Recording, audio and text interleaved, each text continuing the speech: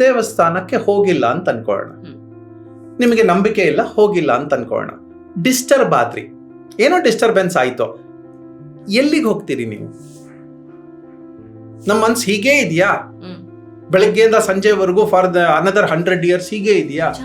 ಇಲ್ಲ, ಬೆಳಗ್ಗೆಯಿಂದ ಸಂಜೆವರೆಗೂ 100 ಸಲ ಡಿಸ್ಟರ್ಬ್ ಆಗುತ್ತೆ.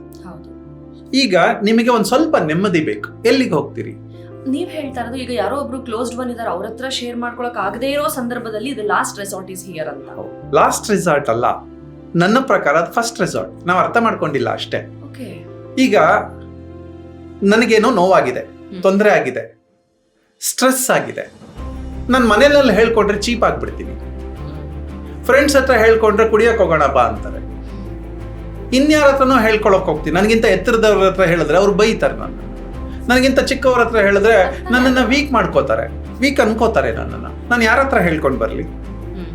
ಈಗ ನಾನು ಎಕ್ಸಿಟ್ ಆಗ್ಬೇಕಲ್ಲ, ನನ್ನಲ್ಲಿರೋ ಭಾವಗಳನ್ನೆಲ್ಲ ಹೊರಕ್ಕೆ ಹಾಕ್ಬೇಕಲ್ಲ. ನಾನೇನು ಡೈರೆಕ್ಟ್ಲಿ ಹಾಕದೇ ಇರ್ಬೋದು.